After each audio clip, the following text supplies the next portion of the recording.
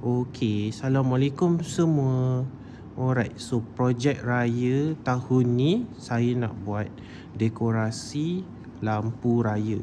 So, plan dia depan rumah tu macam ni kan. Okey, sebelum nak gantung lampu tu, okey, saya ada beli dia punya structure ni. Okey.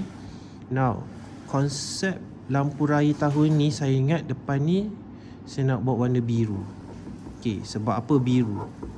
Masa tahun lepas saya ada tengok satu dekorasi Christmas ni, dia buat warna biru tema dia. So saya ambil inspirasi daripada situ, saya nak buat warna biru. Kemudian tapi bestnya lampu yang saya nak guna ni dia boleh ditukar warna ikut apa yang you all nak lah. Dan dia boleh guna apps je. Okay, nanti saya akan tunjukkan lampu tu macam mana. Okay, so nanti kita gantung macam ni. Gantung macam tu. Tak tahu lagi gantung macam mana. Lepas tu saya ingat saya nak cari ketupat. Ketupat ni saya akan beli dekat nanti kat Shopee ke kat mana ada jual, saya akan beli. Gantung kanan kiri.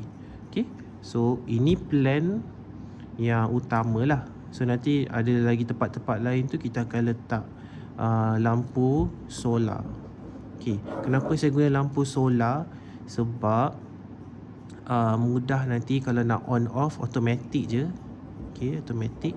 Lepas tu dia tak guna elektrik, dia guna solar. So kita jimat lah kat situ. Okay, lampu solar ni pun saya akan beli warna biru. Okay, yang ni saya selalu beli dululah. Yang ni yang quite latest teknologi lampu ni, dia boleh tukar guna apps. Okay, so nak tengok apa yang hasilnya, okay, please follow my YouTube. Alright. Okay guys, ini lampu yang saya nak guna untuk dekorasi raya tu. Okay, so lampu ni dia boleh control guna apps. Okay, nanti cucuk dekat PowerPoint. And then kena scan kat sini lah untuk download apps dia. So nanti bila dah install, saya akan tunjuk macam mana nak guna apps tu. Okay, alright. So ni lampu tu. Ini 10 meter rasanya. Okay, saya dah letak batang hitam ni dekat depan porch ni.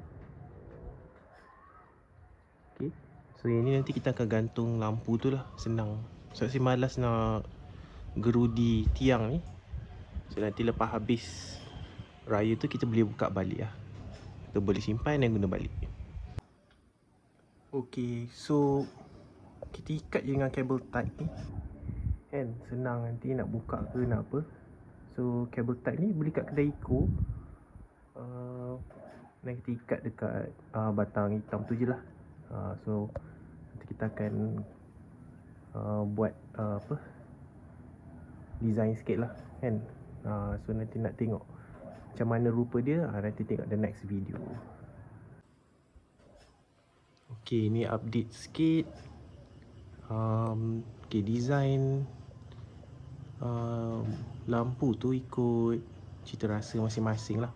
Sebab saya malas nak buat pelik-pelik, nanti nak tanggal nanti susah kan. So saya buat macam ni je. Tapi kena kira elok-elok tau, supaya dia balance lah. Okay,